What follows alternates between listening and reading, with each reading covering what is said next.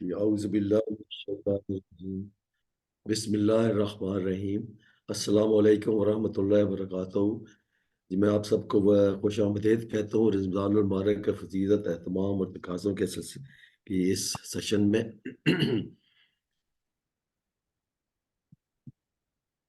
بیچ میں یہ آ گیا اور ہم اس دعا سے سٹارٹ کرتے ہیں کہ یہ اللہ ہمیں رمضان المبارک میں میرا یہ سسٹم چل نہیں رہا ہے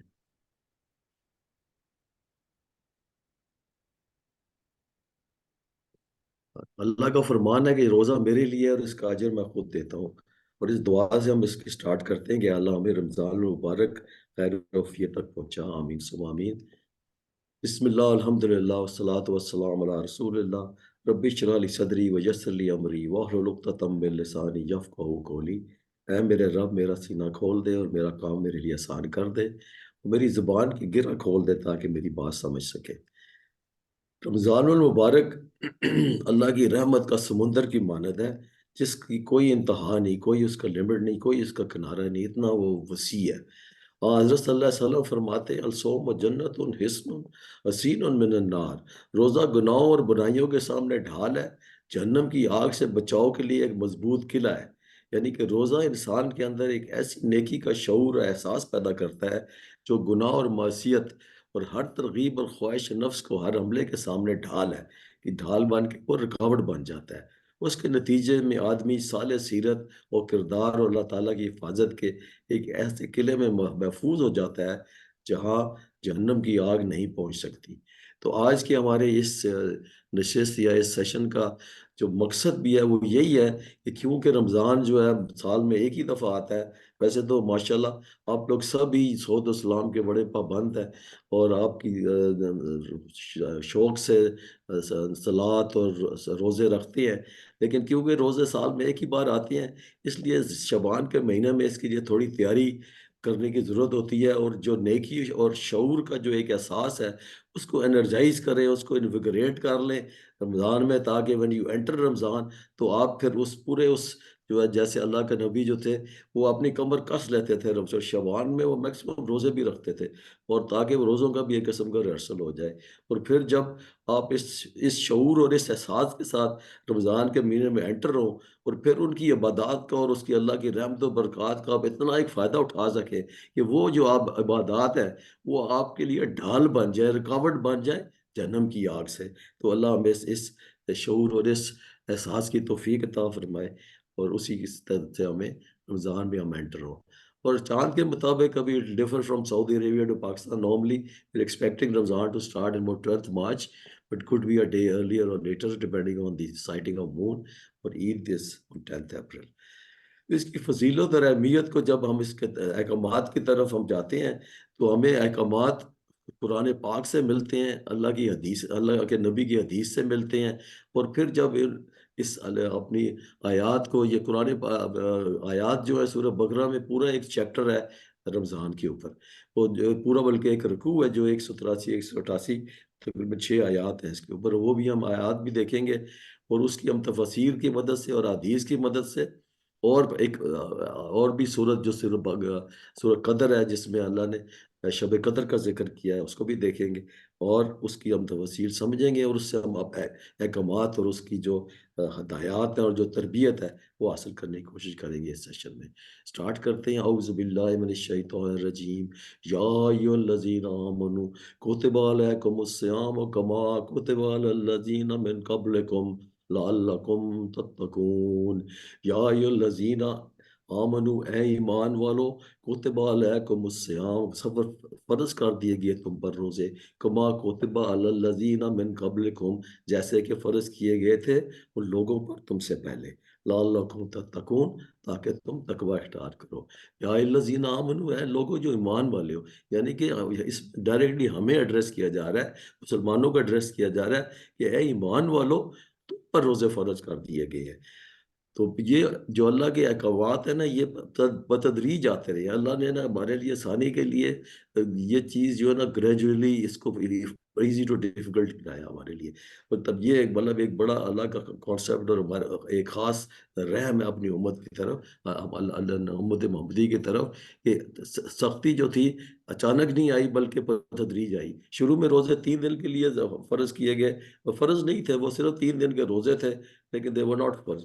لیکن 2 ہجری رمضان میں اس کا حکم آیا، اور اس پہ بھی گریجولی سخت ہوا. پہلے کہا کہ جی آپ روزے رکھیں، لیکن اگر آپ نہیں رکھنا چاہتے یا مطلب برداشت نہیں کر سکتے despite the fact that you روکے ٹو ڈو اٹ، آپ کسی ایک مسکین کو کھانا کھلا دیں تو that will be a sort of a replacement for رمضان.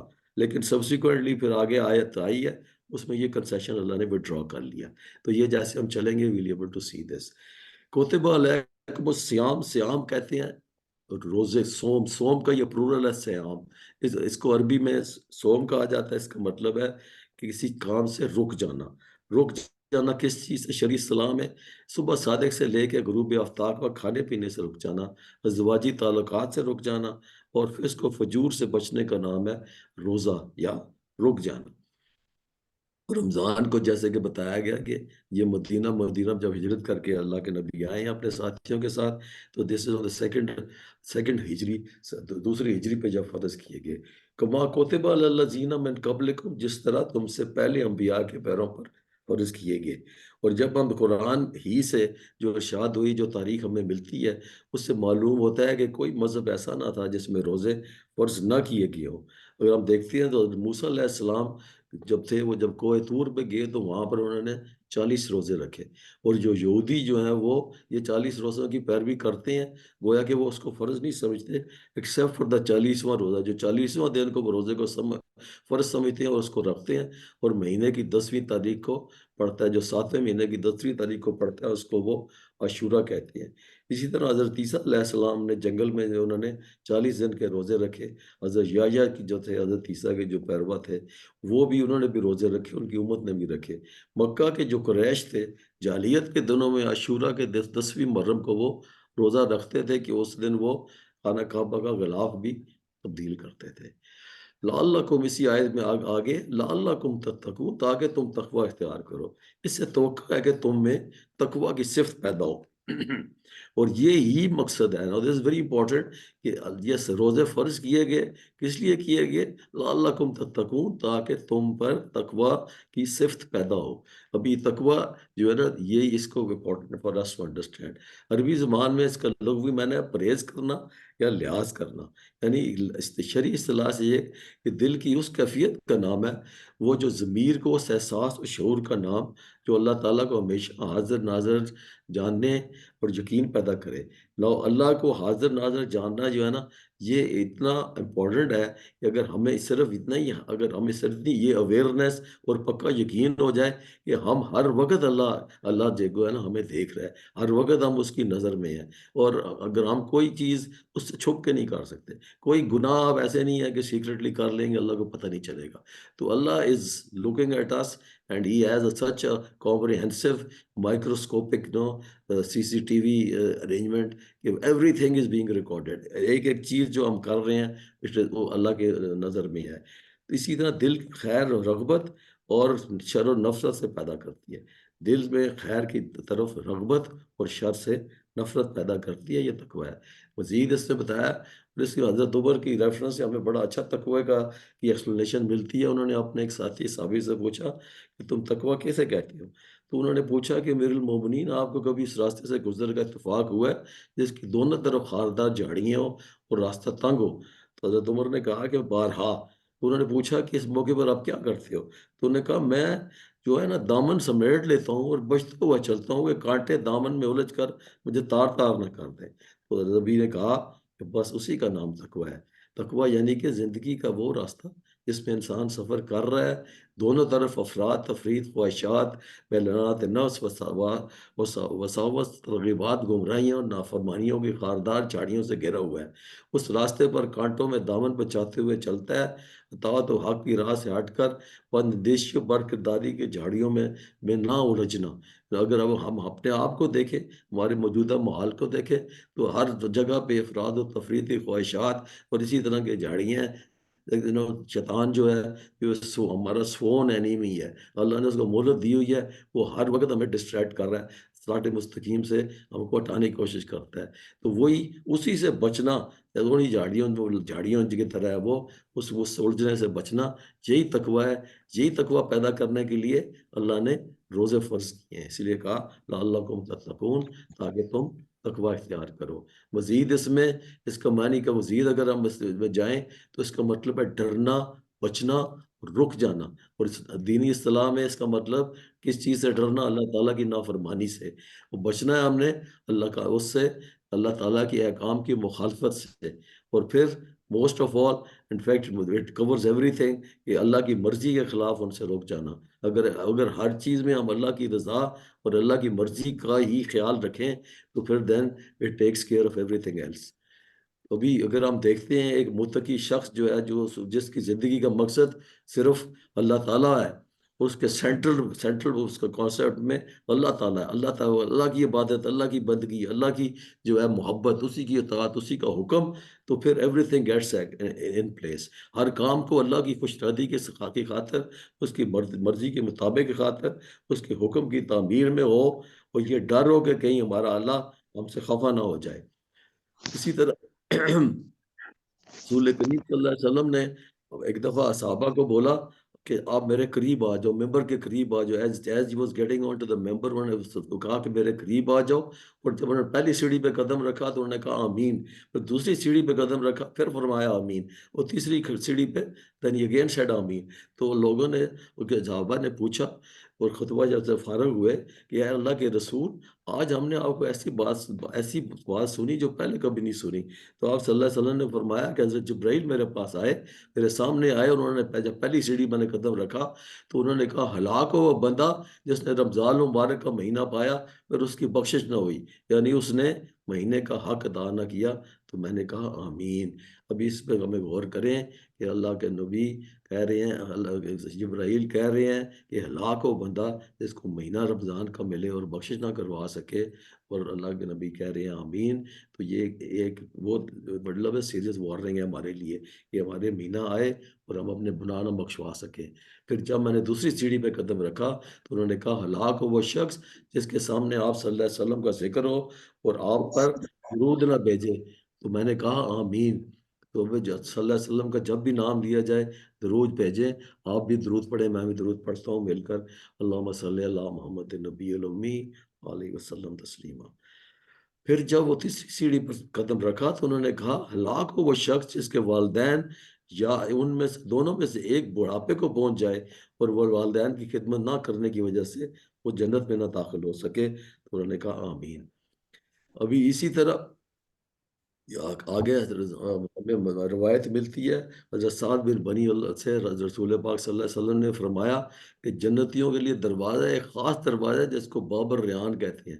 باب الریان now is an exclusive door of جنت، جو صرف روزے داروں کے لیے داخلہ ہے۔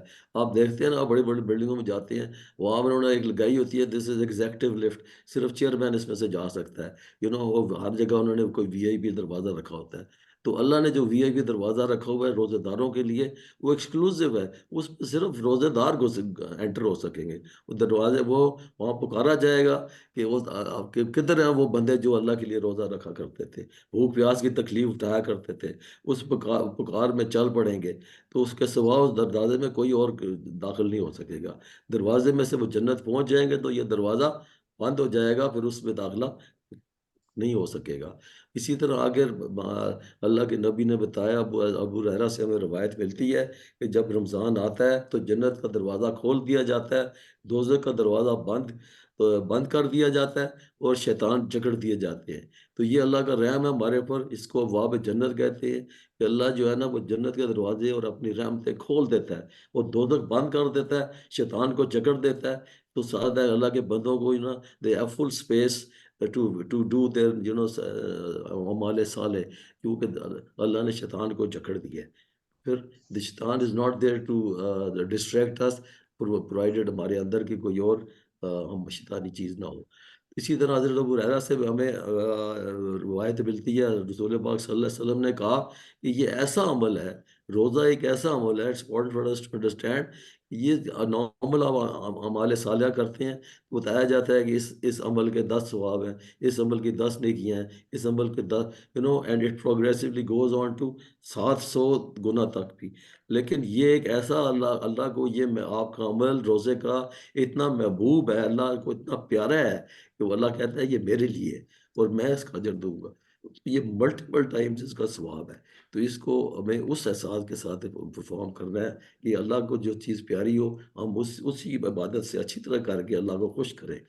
تو ابھی we should take a stock of last year Ramzan as to how did we go through that, ابھی رمضان سال میں ایک دفعہ آتا ہے، پچھلے سال ہم تھے، اس سال اللہ ہمیں توفیق دے رہا ہے، ہمارے کتنے ساتھی پچھلے سال ساتھ تھے، ہمارے دوست احباب، ہمارے رشتہ دار، ہمارے کورس میٹ، ہمارے مسجدوں میں ہمارے صف اول کے اتنے نمازی who were there in the last Ramzan they are not there this year، اور who knows کہ ہمارا اگلا رمضان ہمیں ملتا ہے کہ نہیں ملتا۔ تو اس کو آخری رمضان سمجھ کے پوری محنت کے ساتھ، پورے شوق کے ساتھ اس میں روزہ قیام انفاق فی سبیل اللہ سے اس کو اپنے تقوی حاصل کرنے کی کوشش کریں۔ اس کا اثر ہم ایکسپیکٹ لاسٹ رمضان ہے اس کا ویلیویٹ کریں گے کتنا اثر رہا اس کا پورا سال، چند مہینے، چند ہفتے یا چند دن۔ پر اس وقت now the تقوی that we should aim at is کہ اس وقت ہم ایسی منصوبہ بندی کریں کہ جو تقوی ہم اس رمضان میں حاصل کریں، that should serve us good for the rest of our life۔ تو اس میں اہداف بنائیں، اپنے اہداف مطلب گولز ہوتے ہیں، ہر چیز کا پلان بناتے ہیں، اپنے گولز کرتے ہیں، اور اس قیمتی وقت کا فیصلہ رہیں کہ میں تعلق باللہ میں کیسے اضافہ کروں گا، اللہ کے ساتھ اپنے تعلق کو کیسے مزید بڑھاؤں گا، زیادہ سے زیادہ توبہ استغفار کر کے اپنے گناہوں کی بخشش مانگوں گا، قرآن سے خصوصی تعلق، غور و فکر، صورتوں کا حفظ کرنا، دعا کو یاد کرنا۔ جب آپ قرآن کے ساتھ جڑ جائیں گے تو پھر اللہ آپ کو توفیق دے گا، پھر آپ کی یہ چیزیں آسان ہوتی جائیں گی۔ تقوی اصول تقوی کا اصول، زیادہ سے زیادہ نیکیوں کا اصول، غریب بے روزگار ہم وطنوں کا، اور وہ تو آج کل آپ ہاتھ دیکھ رہے ہیں کہ غربت کا جو ہے نا وہ فردر ہم ڈاؤن جاتے جا رہے ہیں، اور پھر اس وقت زیادہ زیادہ نفاق فی سبیل اللہ کی ضرورت ہے۔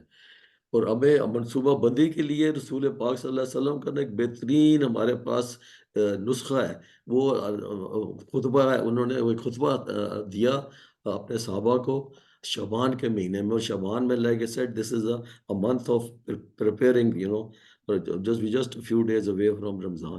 اور اس خطبے میں ہم دیکھتے ہیں کہ جو حضرت سلمان فارسی سے جو روایت ہے شعبان میں دیا گیا، رسول پاک صلی اللہ علیہ وسلم نے ہمیں بتایا he's saying calling us کہ اے لوگو تم پر ایک عظمت اور برکت والا مہینہ آ رہا ہے، اس مبارک مہینے کی ایک رات شب قدر ہزاروں مہینوں سے بہتر ہے، اس مہینے کے روزے اللہ تعالیٰ نے فرض کیے ہیں، اس رات کا قیام تراویح کو نفل اور عبادت مقرر کیا ہے، اور جو اس مہینے کی رضا اور قرب حاصل کرنے کے لیے غیر فرض عبادت سنت نفل ادا کرے گا اس کو دوسرے زمانے میں فرضوں کے برابر ہو۔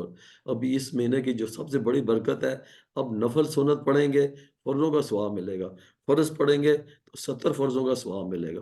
یہ صبر کا مہینہ ہے، صبر کی بدلہ جنت ہے، یہ ہمدردی اور غمخواری کا مہینہ ہے، اور یہ صبر جو ہے نا اس کی بڑی وضاحت ہے، آگے میں پھر مینشن کرتا ہوں۔ اس مہینے میں مومن بندوں کو رزق میں اضافہ ہو جاتا ہے، آپ دیکھتے ہیں کہ لوگوں کے کس طرح دسترخوان کھل جاتے ہیں، اور کس طریقے سے رزق جو ہے کہ وافر مقدار میں لوگ بانٹتے ہیں آگے۔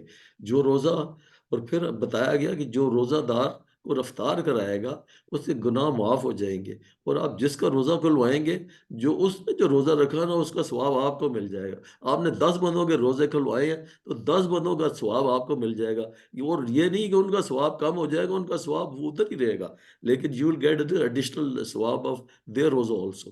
اور اللہ کے جو صحابہ تھے بیچارے اتنی وسعت نہیں تھی، انہوں نے اللہ کے نبی سے پوچھا کہ یا اللہ، اے اللہ کے رسول، ہمارے میں تو اتنی وسعت نہیں ہے کہ ہم لوگوں کے روزے کھلا سکیں۔ تو انہوں نے کہا کہ اگر تھوڑی سی لسی کسی کو پلا دو یا پانی کا ایک گھونٹ دے دو نا، دیٹ از گڈ انف کہ آپ نے اس کا روزہ افطار کرا دیا اور اس کے روزے کا آپ نے سوال پیک کر لیا۔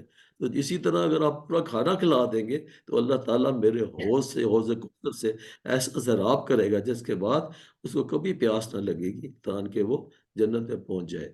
تو اس مہینے کا پہلا حصہ رحمت ہے، دوسرا حصہ مغفرت ہے، اور آخری حصہ دوزخ ہے. رحمت میں دعا کرتے ہیں رب اغفر ورحمت خیر الرحمین، اور پھر اللہ مغفر لی ہم سیکنڈ اشرے میں کہتے ہیں، اور دوزخ سے بچنے کے لیے اللہ مجرنی من النار. ہم یہ 3 اشروں کی یہ دعائیں ہمیں سکھائی جاتی ہیں.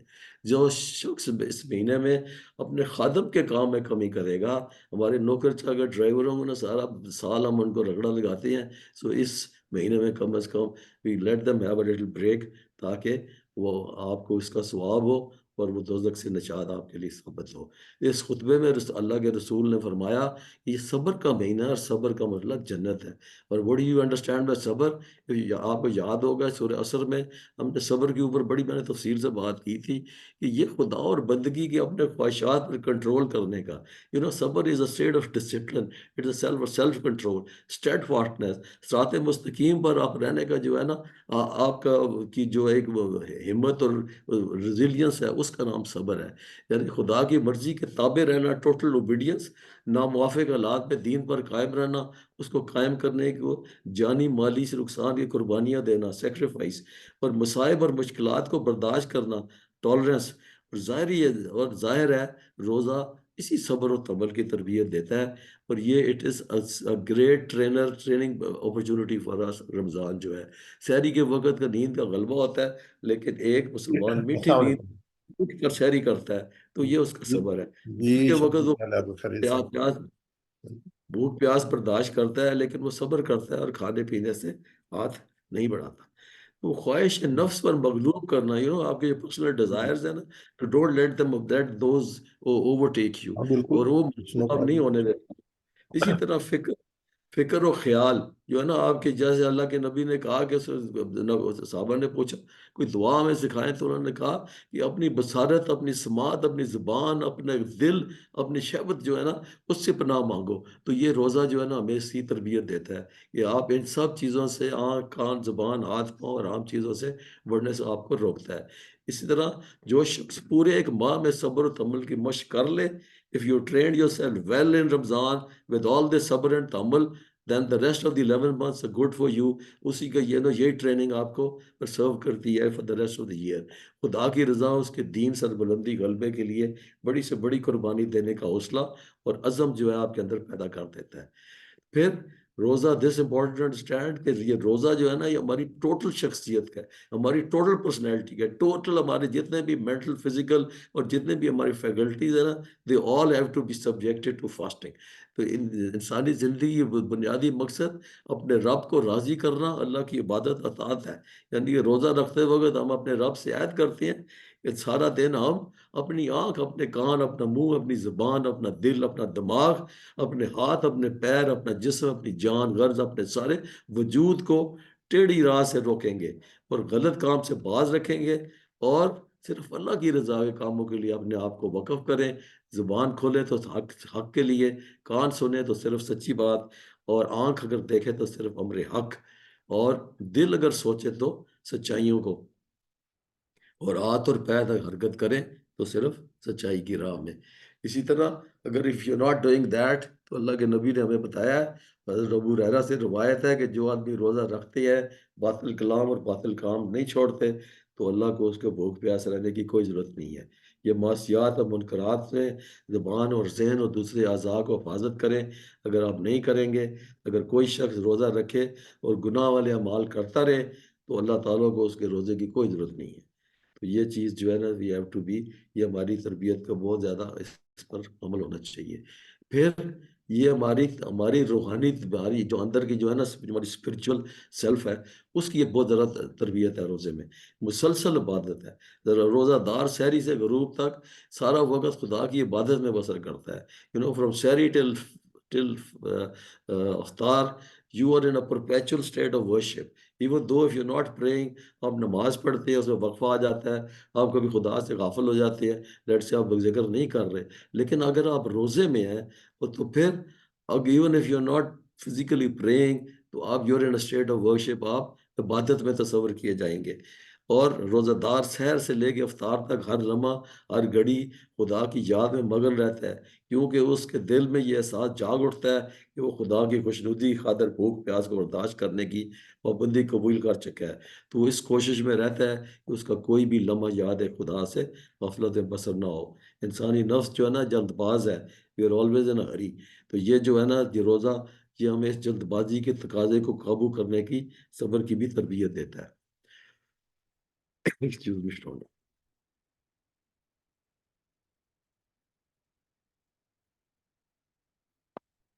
تو یہ اس اب اگلی آیات پہ جاتے ہیں، آیت پہ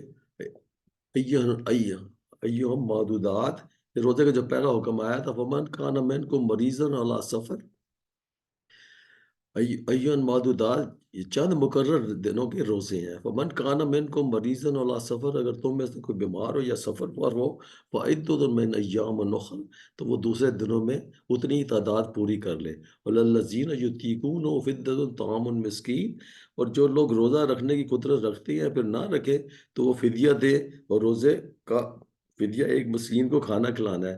like I told you in the beginning کہ اگر اس وقت یہ کنسیشن تھا، دس واز روزے کا پہلا حکم، کہ اگر آپ روزے کی قدرت رکھتے ہو لیکن آپ نہیں رکھتے تو یو ہیڈ دس کنسیشن کہ آپ ایک مسکین کو کھانا کھلا دیں، تو that will serve you, that will be as good as fasting. لیکن یہ بعد میں سبسیکوئنٹلی وڈرا ہو گیا۔ اور من تطوع خیرا فہو خیر اللہ، اور جو اپنی خوشی سے کچھ زیادہ بھلائی کرے تو اس کے لیے بہتر ہے۔ وان تصوموا خیر لکم، خیر لکم ان کنتم تعلمون، اگر تم سمجھو تو تمہارے حق میں اچھا یہی ہے کہ تم روزہ رکھو۔ پھر اگلی آیت ہے شہر رمضان، شہر رمضان، رمضان وہ مہینہ ہے انزل فیہ القرآن جس میں قرآن نازل کیا گیا، ہدی للناس، جو انسانوں کے لیے سراسر ہدایت ہے، وبینات من الہدی، جو واضح تعلیمات پر مشتمل ہے، جو راہ راست دکھانے والی ہے، والفرقان، اور حق و باطل کا فرق کھول کر بیان کرنے والی ہے، کھول کر دینے والی ہے۔ ومن شاہد منکم الشہر فلیصمہ، تو پھر یہ دس از دیٹ سبسیکوینٹ حکم جو آیا جس میں کہا گیا کہ جب جو شخص اس مہینے کو پائے اس پر لازم ہے کہ پورے مہینے کا روزے رکھے۔ جو انیشل تھا نا کہ مسکین کو کھانا کھلا لو، دیٹ کنسیشن واز withdrawn، اور ابھی یہ لازم فرض کر دیا گیا کہ اگر آپ کو رمضان میں آئے تو آپ نے اس میں ہر حالت میں روزے رکھنے ہیں۔ شہر رمضان پہ ہم آتے ہیں، اسی آیت کو ہم ذرا بریک ڈاؤن کر کے مزید تفصیل میں جاتے ہیں۔ شہر رمضان مہینہ ہے رمضان کا، رمضان کا، کہ اس کا ایک لمحہ اللہ تعالیٰ کی عطا بخش اور اس ایسا بے شمار خزانہ ہے کہ اللہ کے نبی نے بتایا صلی اللہ علیہ وسلم نے کہ اگر اب بندہ جان لے کہ رمضان کا یہ جو مہینہ ہے اس میں کیا ملتا ہے، تو میری امت تمنا کرے کہ کاش سارا سال ہی رمضان ہو۔ اس میں اتنا ہے کہ اس کی اتنی قدر کی جا سکتی ہے۔ حقیقت ہے کہ رمضان المبارک کی برکتیں عظمتوں کی کوئی انتہا نہیں۔ اس میں کیا ہوا عمل صالح اپنی تاثیر، نتیجہ خیزی اور اجر و ثواب کے اعتبار سے بے مثال اور بے نظیر ہے، کہ اگر اس کو آپ سمجھ لیں تو وہ خواہش کریں گے جی سارا سال ہی رمضان رہے۔ اور پھر آگے میں ملتا ہے کہ اس میں اللہ کے نبی نے کہا کہ اس میں 5 انعامات سے نوازا جائے گا۔ پہلا انعام یہ ہے کہ جب پہلی رات آتی ہے تو اللہ جل شانہ وہ ہے اس کی نظر رحمت سے اپنے بندوں کو دیکھتا ہے۔ نظر رحمت سے دیکھنے کا مطلب یہ ہے کہ اگر اللہ کے کسی کو نظر رحمت سے دیکھ لے تو اسے کبھی عذاب نہیں دیتا۔ دوسرا یہ ہے کہ روزے دار کے منہ سے بو اور دن بھوکے رہنے سے جب شام کرتا ہے تو اللہ کے ہاں اس کی مہک کستوری سے پاکیزہ ہوتی ہے۔ تیسرا یہ ہے کہ فرشتے رات دن آپ کے جو اس عمل کے لیے دعا کرتے ہیں۔ چوتھا یہ ہے کہ اللہ اپنی جنت کے یہ کہہ کر حکم دے دیتا ہے کہ میرے بندے کے لیے تیار کر دو، جیسے مہمان آ رہا ہے تو اللہ کی جنت تیار کرا کے اس کی زینت کو بڑھا دیتا ہے، اور تھکاوٹ سے میرے گھر میری عزت افزائی سے آرام کریں۔ اور پانچواں یہ کہ جب آخری رات ہوتی ہے تو اللہ ان کو رخصت فرماتا ہے۔ اسی آیت میں آگے چلتے ہیں۔ الذی انزل فی القرآن ہدی للناس ہے، جس میں قرآن کریم نازل کیا گیا ہدایت ہے لوگوں کے لیے۔ یہ بڑا امپورٹنٹ ہے کہ اس مہینے میں اللہ نے ہمیں سب سے جو بڑا اللہ کا جو ہمارے اوپر تحفہ انعام ہے اور ہمارے لیے رحمت ہے اور رحمت ہدایت ہے، وہ قرآن ہے۔ پہلی حقیقت اس پر واضح کی گئی کہ یہ وہ مبارک مہینہ ہے جس میں دنیا کے لیے، دنیا کی ہدایت کے لیے قرآن کا نزول آغاز میں آیا۔ اس ہدایت کے متعلق فرمایا گیا یہ ہدایت بھی ہے اور ہدایت فرقان کی بھی بینات ہے۔ بینات من الہدیٰ والفرقان، یعنی کہ صراط مستقیم کی رہنمائی کے ساتھ ساتھ عقل کی رہنمائی، حق و باطل کے درمیان امتیاز کے لیے ہے۔ فرقان ہم کہتے ہیں جیسے یوم الفرقان جنگ بدر کہتے ہیں، حق اور باطل کا جو ہے نا فرق۔ اور تو اس کی تفسیر میں اگر جائے فرقان کو انڈرسٹینڈ کریں، کتاب میں ایک صفت خصوصیات الفرقان ہے، یعنی کہ یہ کتاب حق کی علامت شناخت ہے۔ سوری جس طرح نور آ جانے سے تاریکی کفور ہو جاتی ہے، سن رائزز تو اندھیرا چلا جاتا ہے، اسی طرح قرآن حکیم ایک نور ہے، بلکہ مینار نور ہے، ایک کتاب ہے، مڈیر ہے، روشن آفتاب ہے، اور اس کی ہر بات واضح ہے، اس کا ہر حرف حرف آخر ہے، اور ہر قول جو ہے قول فیصل ہے۔ اور اللہ نے فرمایا تبارک الذی نزل الفرقان علی عبدہ، وہ برکت ہے وہ ذات جس نے اپنے بندے پر فرقان نازل کیا۔ قرآن صرف حلال و حرام بتانے کا ضابطہ نہیں ہے، بلکہ حجت، حکمت اور بینات کا نہ ختم ہونے والا خزانہ ہے۔ اسی وجہ سے رہتی دنیا تک عقل انسانی کی رہنمائی کے لیے کافی ہے، اور عظیم نعمت کی شکر گزاری کا تقاضا یہ ہوا کہ اللہ تعالیٰ نے اس مہینے کو روزوں کے لیے خاص فرما دیا۔ دس از امپورٹنٹ ٹو انڈرسٹینڈ کہ یہ قرآن جو ہے نا، جو اللہ نے ہمارے پر یہ انعام کیا، اس کا بھی ہم نے شکر ادا کرنا ہے۔ شکر ادا کیسے ہو رہا ہے؟ یہ رمضان میں نازل ہوا، رمضان کی جو عبادات ہے، رمضان کا جو مہینہ ہے، وہ اس شکر گزاری کا یہ عمل ہے کہ اللہ نے ہمیں قرآن دیا اور اس مہینے بھی دیا، اور ہم شکر گزاری کر رہے ہیں۔ اور مومن شکر گزار کیسے کرتا ہے؟ مومن یہ اس مہینے کو کیسے مناتا ہے، اس جشن کو کیسے مناتا ہے؟ اللہ کی عبادات کر کے، اللہ کے روزے رکھ کے۔ دس از رسپانس ٹو این ایکنالجمنٹ کہ جی اللہ نے ہمیں قرآن جو ہے رمضان میں دیا۔ بندے اس میں اپنے خواہشات کے نفسیات، شیطان کی ترغیبات سے آزاد ہو کر اپنے رب سے زیادہ سے زیادہ قریب ہو سکیں۔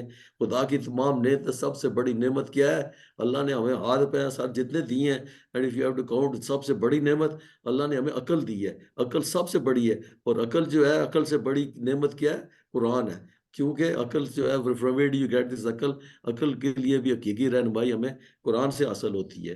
اور اسی وجہ سے مہینے میں دنیا کے لیے یہ نعمت ملی اور سزاوار ہے کہ خدا کی تکبیر، اس کی شکر گزاری کا خاص مہینہ ٹھہرا دیا گیا ہے، تاکہ اس نعمت عظمہ کی قدرت، عظمت، اعتراف ہمیشہ ہمیشہ ہوتی رہے۔ اور اس شکر گزاری اور تکبیر کے لیے اللہ تعالیٰ نے روزوں کو عبادت مقرر کی، اور جو اس تقوی کی تربیت کے خاص عبادت ہے۔ اور جیسے کہ سورہ بقرہ کی ہم پڑھ رہے ہیں نا آیات، سورہ بقرہ سٹارٹ کے در سے ہوتی ہے الف لام میم ذالک الکتاب لا ریب فیہ ھدی للمتقین۔ یہ آسمانی کتاب ہے، اور آسمانی کتاب ہونے میں کسی کو کوئی شبہ نہیں ہے، کوئی گنجائش نہیں ہے۔ متقیوں کے لیے یہ ہدایت بن کر نازل ہوئی ہے۔ تو یہ گویا قرآن حکیم جو ہے، قرآنی ترتیب یوں ہوئی کہ قرآن حکیم کا حقیقی فیض صرف ان لوگوں کے لیے خاص ہے جن کے اندر تقوی کی روح ہے، اور تقوی کی تربیت کے خاص جو ہے نا روزے کی عبادت ہے۔ اسی وجہ سے رب کریم نے اس مہینے کو روزوں کے لیے خاص فرمایا، جس میں نزول قرآن ہوا۔ دوسرے لفظوں میں ہم یوں کہیں کہ قرآن اس دنیا کے لیے بہار ہے، اور رمضان کا مہینہ موسم بہار ہے۔ اور موسم بہار میں جس فصل کو نشو و نما بخشا جائے گا یا بخشنا چاہیے، وہ تقوی کی فصل ہے۔ اور کیونکہ قرآن کریم اللہ نے جو ہے لیلۃ القدر میں نازل فرمایا، اس لیے یہ سورہ قدر جو ہے نا، اس کو ہم دیکھ لیتے ہیں۔ یہ اس میں مزید وضاحت آتی ہے لیلۃ القدر کے بارے میں۔ اعوذ باللہ من الشیطان الرجیم، انا انزلناہ فی لیلۃ القدر، ہم نے قرآن کو شب قدر میں نازل کیا۔ وما ادراک ما لیلۃ القدر، اور تم کیا جانو شب قدر کیا ہے؟ لیلۃ القدر خیر من الف شہر، شب قدر ہزار مہینوں سے بہتر ہے۔ تنزل الملائکۃ والروح فیہا باذن ربہم من کل امر، اس میں فرشتے اور روح القدس اترتے ہیں اپنے رب کے حکم سے اور ہر امر کے لیے۔ سلام ہی حتی مطلع الفجر، اور یہ رات سراسر سلامتی اور طلوع فجر تک ہے۔ اور یہاں فرمایا جا رہا ہے کہ قرآن جو ہے شب قدر میں نازل کیا گیا۔ معلوم ہوا کہ یہ وہ رات ہے جس میں پہلی مرتبہ خدا کا فرشتہ غار ہرا میں نبی صلی اللہ علیہ وسلم کے پاس وہی لے کر آیا۔ جو پہلی 5 آیات سورہ الگ کی ہیں وہ ماہ رمضان کی ایک رات تھی، اور وہ رات تھی شب قدر۔ اور سورۃ دخان میں بھی اس کا ذکر آیا ہے، انا انزلناہ فی لیلۃ المبارکہ، ہم نے اسے ایک بار برکت رات میں نازل کیا۔ والکتاب المبین، سورۃ دعان میں کہتا ہے قسم ہے کتاب مبین بھی، انا انزلناہ فی لیلۃ المبارکۃ انا کنا منذرین، بے شک ہم نے اس کو ایک بڑی خیر و برکت والی رات میں نازل کیا، بے شک ہم لوگوں کو مطلع کرنے والے ہیں۔ فیہا یفرق اللہ یفرق الامر الحکیم، یہ وہ رات تھی جس میں ہر معاملے کا حکیمانہ فیصلہ ہمارے حکم سے صادر کیا جاتا ہے۔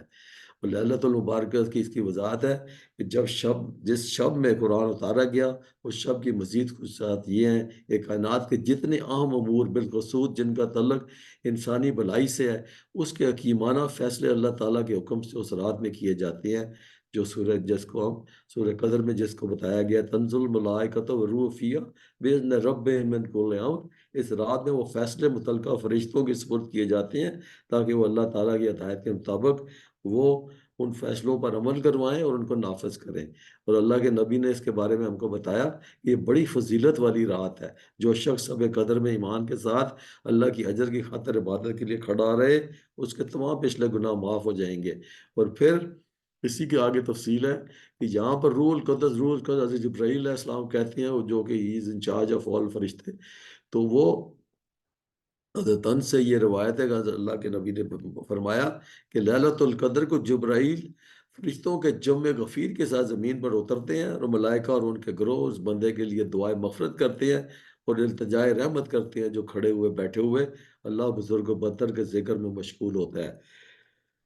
اور کتنا خوش نصیب ہے وہ شخص، تو بلند اقبال ہے وہ بندہ جو اس رات کو اپنی پروردگار کی یاد میں بسر کرتا ہے۔ تو یہی ہمیں کوشش کرنی ہے کہ طاق راتوں میں ہم تلاش کریں وہ رات جس میں یہ نازل ہوا۔ جبرائیل و فرشتے اس رات کو مضافہ کرتے ہیں اور ان کی مقصد کی دعا مانگتے ہیں۔ تو اللہ کے نبی نے بتایا کہ شب قدر میں ایمان اور احتساب کے ساتھ اس میں کھڑا ہوا، پچھلے گناہ اس کے بخش دیے جاتے ہیں۔ جس میں ایمان اور احتساب کے ساتھ رمضان کو روزے رکھے اس کے پچھلے گناہ بخش دیے جائیں گے۔ اور ایمان اور احتساب کو ابھی ہم تھوڑا ایکسپلین کریں کہ ایمان اور احتساب کس کو کہتے ہیں۔ اس کا مطلب ہے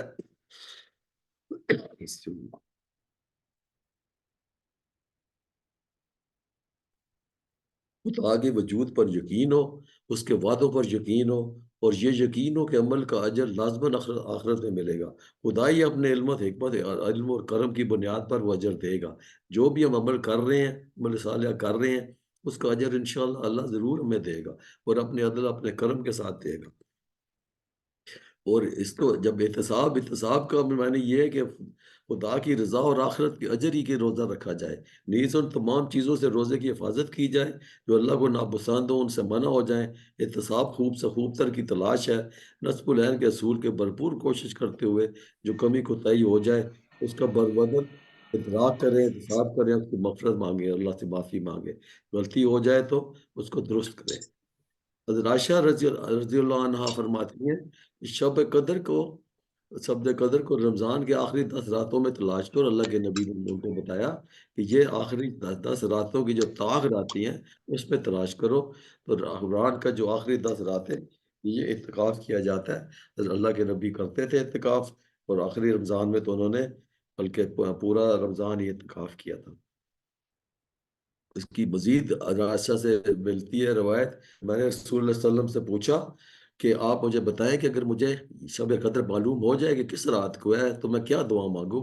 تو آپ صلی اللہ علیہ وسلم نے بتایا یہ دعا مانگا کرو، اللہم انی عفو کریم تحب العفو فاعف عنی، کہ اے میرے اللہ تو مجھے تو بہت معاف فرمانے والا ہے اور بڑا کرم فرما ہے، اور معاف کر دینا تجھے پسند ہے، بس تو میری خطائیں معاف کر دے۔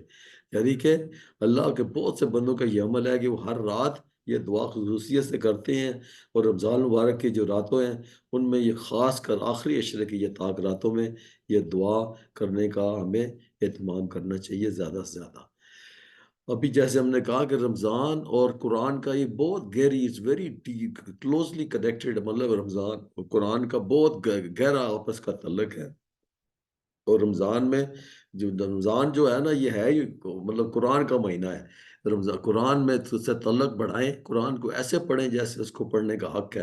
اور یہ سورہ بقرہ کی آیت ہے، الذین آتیناہم الکتاب یتلونہ حق تلاوتہ اولئک یؤمنون بہ ومن یکفر بہ فاولئک هم الخاسرون۔ جو لوگ، جن لوگوں کو ہم نے کتاب عنایت کی، وہ اس کو ایسا پڑھتے ہیں جیسے اس کو پڑھنے کا حق ہے، یہی لوگ ہیں اس پر ایمان رکھتے ہیں، جو اس کی جو مانتے ہیں۔ جو نہیں اس کو مانتے، وہ فاولئک هم الخاسرون، وہ خسارے میں ہیں۔ ابھی جب ہم کہتے ہیں نا تلاوت ایسے پڑھیں جیسے تلاوت کرنے کا حق ہے، تو تلاوت some time we mistake it daura Quran, جس میں نارمل ریڈنگ ہے۔ تلاوت جو ہے نا، تلاوت از اے ویری کمپریہنسو ورڈ۔ اس میں ہے کہ آپ پڑھیں، اس کو سمجھیں، اس کو اپنی اوپر اپلائی کریں، اس سے جو سبق ہے وہ آپ حاصل کریں، پھر اس کو پھیلائیں، پھر اس کو نافذ کریں، تو تب ہی تلاوت کا حق پورا ہوتا ہے۔ تو تلاوت کا جب کہتے ہیں نا اس کا حق ادا کرنا ہے، ایسے پڑھتے ہیں میرے بندے، جب تلاوت کا حق ادا کرتے ہیں تو وہ پھر اس طریقے سے اس کو کمپریہنسولی، ہم قرآن کو صرف ثواب کے لیے نہیں بلکہ ہدایت کے لیے پڑھنے کا عزم کریں۔ ہم یہ نہ دیکھیں گے کتنا پڑھا ہے، بلکہ دیکھیں کہ سمجھیں۔ تو الحمدللہ as we are going through this level 1 course, we are acquiring a fair amount of knowledge of understanding Quran. And if we progressively go on to the subsequent levels, تو آپ دیکھیں گے if you acquired about 50% in first phase level, this will further improve in subsequent levels۔ تو اسی کو آپ کوشش کر کے مزید بہتر سے بہتر کریں۔ قرآن مجید جو ہے نا، ایسا پڑھیں جیسے قائم مقام کے طور پر پڑھا جاتا ہے۔ قائم مقام سے what do we understand? Just like you're talking to someone right in front of you. It is the word of God۔ ہم پڑھتے ہیں، یہ اللہ ہم سے بات کر رہے ہیں، اللہ is talking to us، اور ہم اس کی بات سن رہے ہیں۔ تو اس تصور اور اس احساس کے ساتھ پڑھیں کہ اللہ ہم سے بات کر رہے ہیں، ہم اس کو پڑھ رہے ہیں، اور اس کو ہم سمجھیں، اس پر تدبر، غور و فکر کریں، اور اس کو پھر ہم حاضر کریں۔ روزہ اور قرآن جو ہے like I said so deeply connected، یہ دونوں چیزیں جو ہے نا، اللہ کے نبی نے ہمیں بتایا کہ یہ ہماری سفارش کریں گی، یہ ہمارا مغفرت کا ذریعہ بنیں گی۔ روزہ عرض کرے گا، اے میرے پروردگار، اس بندے کو کھانے پینے اور نفس کی خواہش کو پوری کرنے سے روکا رکھا، آج میری سفارش اس کے حق میں قبول فرما۔ اور قرآن کہے گا کہ میں نے اس کو رات کو سونے آرام کرنے سے روکے رکھا، پروردگار آج میری سفارش کے حق میں قبول فرما۔ تو چنانچہ روزہ اور قرآن دونوں سفارش اس بندے کے حق میں اللہ قبول فرمائے گا انشاءاللہ۔ اللہ میں توفیق دے۔ اگلی آیت ہے جی، وَمَنْ كَانَ مَرِيضًا عَلَىٰ سَفَرٍ فَعِدَّةٌ مِّنْ أَيَّامٍ أُخَرَ۔ جو کوئی مریض ہو یا سفر پہ ہو تو دوسرے دنوں میں روزوں کی تعداد پوری کرے۔ یرید اللہ بکم الیسر، اللہ تمہارے ساتھ یسر یعنی کہ نرمی کرنا چاہتا ہے، آسانی کرنا چاہتا ہے۔ ولا یرید بکم العسر، سختی کرنا نہیں چاہتا، نہیں، اس لیے یہ طریقہ تمہیں بتایا جا رہا ہے۔ وَلِتُكْمِلُوا بِعِدَّةٍ لِتُكَبِّرُوا اللَّهَ عَلَىٰ مَا هَدَاكُمْ وَلَعَلَّكُمْ تَشْكُرُونَ، تاکہ تم روزوں کی تعداد پوری کر سکو جس عطیہ سے اللہ نے تمہیں سرفراز کیا ہے۔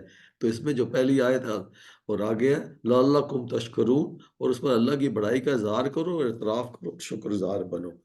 ابھی اس میں سفر اور بیمار ہونے کی بات کا ذکر کی گئی ہے، اس کو ہم نے سے تفسیر کی مدد سے سمجھا ہے۔ جب آپ کہتے ہیں نا کہ سونٹ فالن سے کو روزہ نہیں رکھ سکتا، تو ابھی it is difficult for you to decide کہ میں دا لیول آف سکنس کیا ہے۔ تو اس نے ہدایت دیا ہے کہ شریعت پابند معالج، somebody who's شریعت کمپلائنٹ ڈاکٹر ہے، وہ آپ کو ایڈوائز کر سکتا ہے کہ آپ کی لیول آف سکنس جو ہے اس کی اتنی ہے کہ وہ تکلیف جو ہے وہ بڑھ جائے گی روزہ رکھنے سے، تو پھر آپ روزہ جو ہے قضا کر سکتے ہیں۔ اور اللہ تعالیٰ ہمارے اوپر آسانی فرما چاہتا ہے، اللہ تکلیف ہے مطلع نہیں کرنا چاہتا، اللہ کا حکم ہے۔ اور یہ بھی نہیں سمجھنا چاہیے کہ معمولی سا زکام ہو گیا، طبیعت بوجھل ہو گئی، اور you not feeling like fasting, تو آپ روزہ چھوڑ دیں، ایسا نہیں ہے۔ اسی طرح سفر ہے، سفر میں بھی اس کی آگے تفاسیر نکالی گئی ہیں، اور وہ بتایا گیا ہے جو رسول اکرم صلی اللہ علیہ وسلم کے بیان اور صحابہ نے جیسے عمل کیا، تو سفر کی انہوں نے مقدار نکالی جو 3 منزلوں والا سفر ہے، میننگ اس زمانے میں تو پیدل ہی چلتے تھے، تو 3 منزلیں مین سے جس میں 3 نائٹ اسٹے انوالو ہوتا تھا، اتنی مسافت، تو that comes to around 48 miles. تو وہ فقہ نے حساب لگایا کہ 48 میل کا اگر سفر ہے تو دیٹ بی ٹیکن ایز سفر. اور پھر اگر اس میں آپ بریک کرتے جا رہے ہیں 2-4 دن، تو till if you are staying at a place, اگر آپ کسی جگہ جا کے رہائش کر لیتے ہیں 15 دن کی اور 15 دن سے زیادہ کی، تو پھر آپ سفر میں نہیں کاؤنٹ ہوتا، پھر آپ ایک قسم کا وہاں کے رہائشی ہیں، اور یہ سفر کا کنسیشن آپ کو نہیں ملتا. اور پھر as soon as you through with your سفر اینڈ یور بیماری، مریض تندرست ہو جائے، تو جتنے روزے چھوڑے ہیں وہ ان کی قضا کرنا لازم ہے. یہ لازم ہے، یہ قضا کرنا لازم ہے. ہم روزے چھوڑ دیتے ہیں اور پھر ہم subsequently find it difficult to complete. وہ we must complete روزے کو، جس طرح باقی فرائض نہیں آپ چھوڑ سکتے، وہ فرض قضا ہے، اسی طرح روزہ کی بھی قضا ہے. اگلی آیت ہے وَإِذَا سَأَلَكَ عِبَادِي عَنِّي فَإِنِّي قَرِيبٌ. اور اے نبی صلی اللہ علیہ وسلم، میرے بندوں کو اگر تم میرے سے پوچھے، میرے متعلق پوچھیں، تو انہیں بتا دو کہ میں ان کے قریب ہوں. عجیب الدعوت الداع اذا دعان. پکارنے والا جب مجھے پکارتا ہے تو میں اس کی پکار سنتا ہوں اور جواب دیتا ہوں. فَلْيَسْتَجِيبُوا لِي. لہٰذا انہیں چاہیے کہ میری دعوت پر لبیک کریں. وَلْيُؤْمِنُوا بِي لَعَلَّهُمْ يَرْشُدُونَ. مجھ پر ایمان لائیں، یہ بات انہیں سنا دو، شاید وہ راہ پر پا لیں. تو اس میں اللہ کے نبی کے تھرو بتایا جا رہا ہے کہ بتا دو کہ میرے لوگ جب مجھے پکارتے ہیں تو میں ان کی پکار سنتا ہوں، یعنی کہ میں ان کی دعا جو ہے وہ میں دعا ان کی قبول کرتا ہوں، دعا کا میں جواب دیتا ہوں. تو ابو ہریرہ سے روایت ہے، اللہ کے نبی نے دعا کے بارے میں بتایا کہ اللہ تعالیٰ سے پورے یقین اور ایمان کے ساتھ دعا مانگو، وہ یقیناً اس کو قبول فرمائے گا. اور اچھی طرح سمجھ لو کہ اللہ تعالیٰ سے بے دلی اور بے رغبتی سے مانگی ہوئی کوئی دعائیں کبھی قبول نہیں ہوتی. تو دعا مانگنے کے اوپر بھی نا ایک خاص طریقہ ہے، خاص مطلب اللہ سے بہت ہی عاجزی سے، اور اس کا پورا ایک پروٹوکول ہے دعا کرنے کا کہ پہلے اللہ کی تعریف کریں، پھر آپ اللہ سے دعا مانگیں، پھر اللہ تعالیٰ قبول کرتا ہے. اور یہ کبھی نہ فرمائیں.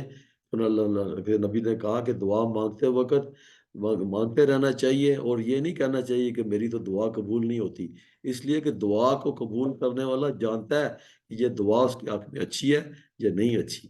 اسی طرح اللہ کے نبی نے کہا کہ جو شخص تکلیف اور مذاہب کے وقت دعا کی قبولیت کا آرزو مند ہے، وی آل وانٹ کہ ہمیں تکلیف ہو، پریشانی ہو، اسٹریس میں تمہاری دعا اللہ مانے، تو پھر ہمیں کیا کرنا ہے، فراغی اور فارغ البابی کے ایام میں خوب سے خوب دعا مانگے، ہر وقت اللہ سے عافیت کی دعا مانگے. اگلی آیت ہے، اس کے میں ترجمے پہ ڈائریکٹلی چلا جاتا ہوں بیکاز یہ تھوڑا لمبی آیت ہے، اور اس کا میننگ میں آپ سے شیئر کرتا ہوں. اس میں اللہ نے فرمایا تمہارے لیے روزوں کے زمانے میں راتوں کو اپنی بیویوں کے پاس جانا اللہ نے حلال کر دیا. وہ تمہارے لیے لباس ہیں، تم ان کے لیے لباس ہے. اللہ کو معلوم ہے کہ تم لوگ چپ کے اپنے آپ سے خیانت کر رہے تھے، مگر اس نے تمہارا قصور معاف کر دیا، تم سے درگزر فرمایا. اب تم اپنی بیویوں کے ساتھ شباشی کرو، جو لطف اللہ نے تمہارے لیے جائز کیا ہے اسے آپ حاصل کرو. نیز راتوں کو کھاؤ پیو یہاں تک کہ تم کو سیاہی شب کی دھاری سے سفیدہ صبح کی دھاری نمایاں نظر آ جائے، تب یہ سب کام چھوڑ کر رات تک اپنا روزہ پورا کر لو. ابھی اس آیت میں بتایا جا رہا ہے کہ آپ کی جو نا ٹائمنگز آف سحری سے ریلیٹڈ ہے، بیکاز پہلے جو تھا نا وہ سحری کے بغیر لوگ روزہ رکھ رہے تھے، تو اللہ نے اس میں آسانی کر کے اس کو بڑھا دیا. جب تم مسجدوں میں اعتکاف کی حالت میں ہو تو بیویوں سے مباشرت مت کرو، لہٰذا ان کے قریب نہ پٹکنا. اس طرح اپنے احکام کے لوگوں کو صراحت کے ساتھ بیان کرتا ہے، توقع ہے کہ وہ غلط رویے سے بچیں. تو شروع افطار میں کھانے کے پینے کی جو خواہش کو پورا کرنے کی اجازت تھی اس وقت تک تھی کہ جب تک آدمی سو نہ جائے. اگر سو جاتا تھا تو دین اس پہ وہ کھانا پینا نہیں کر سکتا تھا، تو وہ روزہ شروع کر دیتا تھا کھانے بغیرے کے بغیر. the next fast would start without you taking any food. تو اللہ نے حلال کر دیا. اللہ نے کہا اوحل لکم لیلۃ الصیام، نازل فرمایا کہ آسانی عطا فرمائے کہ اگلے دن کے صبح صادق تک کھانا پینا جو ہے وہ جائز ہے. یعنی کہ آپ سو کر اٹھنے کے بعد سحری کھانے کو سنت قرار دے دیا گیا. اور سحری کا اللہ کے نبی نے ہمیں بتایا، حضرت انس سے روایت ہے کہ سحری کھایا کرو کیونکہ سحری میں برکت ہے. سحری میں برکت کی ظاہری اور عمومی پہلو تو یہ ہے، اس وجہ سے جب آپ سحری کرتے ہیں تو آپ کی انرجی ریگین ہو جاتی ہے، تو قویت حاصل ہو جاتی ہے. روزہ رکھنا اور ضعف کے باعث سے زیادہ مشکل نہیں ہوتا. مزید فرمایا کہ سحری میں برکت ہے، اسے ہرگز نہ چھوڑو، اور کچھ نہیں تو اس وقت پانی کا ایک گھونٹ ہی پی لیا جائے، کیونکہ سحر میں کھانے وقت کھانے پینے والے اللہ تعالیٰ رحم فرماتا ہے اور فرشتے اس کے لیے دعا خیر کرتے ہیں. پھر مزید فرمایا کہ جو ہے نا it differentiates Muslims from the others is, یہ ہمارے اور اہل کتاب کے روزوں کے درمیان فرق کرنے والی جو چیز ہے وہ سحری ہے. یعنی کہ اہل کتاب جو ہے وہ روزے بغیر سحری کا کھایا کرتے تھے، اور اللہ نے یہ ہمارے لیے یہ سہولت دی ہے، اس کا ہمیں شکر گزار ہونا چاہیے. آگے چھ آداب ہیں. Now gradually coming to the end of my talk. اور یہ بڑے اچھے آداب ہمیں ملے ہیں، یہ ڈاکٹر صاحب نے انفیکٹ مجھے شیئر کیے ہیں، کہا تھا کور کروں میں، تو اس کو ذرا غور سے فائنلی سنیں. یہ آداب جو ہے نا 6 مختصر نکات ہیں اور انتہائی مؤثر اور مدلل انداز میں بیان کیے گئے ہیں. پہلا ادب ہے کہ ایک روزہ دار اپنی نگاہ کو با حیا بنائے.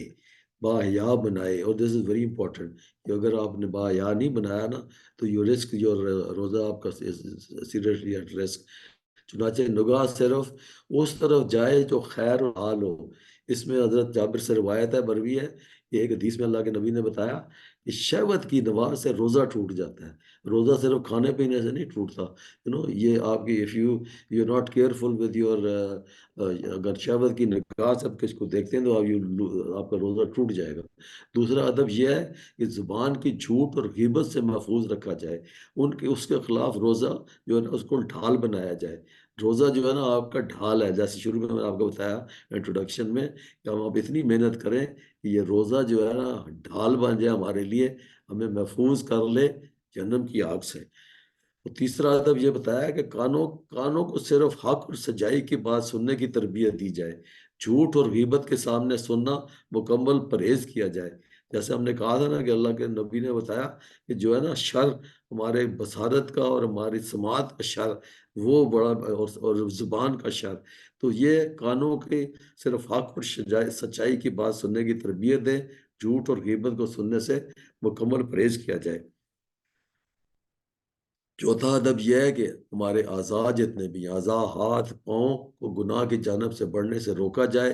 اپنے پیٹ اور جسم کو حرام غذا اور لباس سے روکا جائے، کیونکہ بہت سے روزہ دار ایسے ہیں جن کے بارے میں اللہ کے نبی نے کہا کہ انہیں روزے سے بھوک پیاس کے سوا کچھ حاصل نہیں ہوتا. If you not being careful with all these actions کے روزہ رکھ لیں اور آپ یہ ساری احتیاطیں نہ کریں تو پھر یہ بھوک پیاس سے نا یو ول گین نتھنگ. تو روزے کو اگر آپ نے قابل قبول بنانا ہے تو اس قبولیت کے لیے ضروری ہے کہ آپ کا روزہ پوری آپ کی شخصیت کا ہو. تو پانچواں ادب یہ ہے کہ افطار میں حلال کھانا بھی اعتدال کے ساتھ کھائیں، وہ غذا اپنے پورے بوجھ نہ بنا لیں. ہم سحری افطاری پر اس طرح نہ ٹوٹ پڑیں کہ بس ہم نے کوئی آخری کھانا ہے، بلکہ اس کو اپنا پر بوجھ نہ بنائیں. اعتدال کے ساتھ کھائیں. اعتدال از میانہ روی. Be very reasonable and frugal in your food. چوتھا ادب یہ ہے کہ روزہ مکمل کرنے کے بعد اللہ تعالیٰ سے استدعا کرے کہ اپنی شان اور رحمانی سے آپ کے گناہ معاف کر دے، اور آپ کا یہ جو عمل ہے روزے کا اس کو قبول فرما دے. کیونکہ اس کا اختیار ہے، اللہ کا اختیار ہے کہ وہ آپ کا ہمارا کوئی عمل قبول کرتا ہے کہ نہیں کرتا. انفیکٹ ہر عبادت کے بعد ہمیشہ اللہ سے استغفار مانگے، اللہ سے قبولیت مانگے، کیونکہ قبول اگر آپ کی جتنی محنت ہے وہ عمل قبول ہوگا تو اس کا کوئی بینیفٹ ملے گا، اگر قبول نہیں ہوگا تو پھر بہت زیادہ خسارہ ہے. اور چھٹا ادب یہ بتایا کہ روزہ کو نہ صرف تربیت، اصلاح اور حقیقی ضبط و نفس کے ذریعے بناتا ہے، بلکہ اس دنیاوی زندگی اور ظلم اور استحصال، کفر، طاغوت، شرک کے خلاف جہاد کرنے کے لیے بہترین قوت، صلاحیت اور استدعا پیدا کرتا ہے.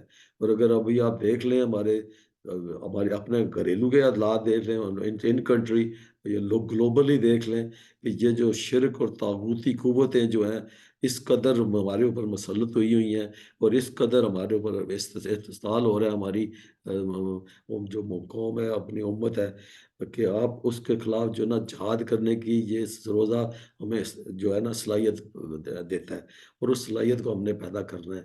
یہی ایمانی قوت ہے جو ہم دیکھ رہے ہیں کہ غزہ اور فلسطین میں جو ظلم ڈھائے جا رہے ہیں مسلمانوں پہ، 30,000 جو ہے نا فلسطینی جو ہے شہید ہو چکے ہیں، وہ 70-80 ہزار زخمی ہو چکے ہیں، 20 لاکھ کوئی گھر بدر ہو چکی ہے۔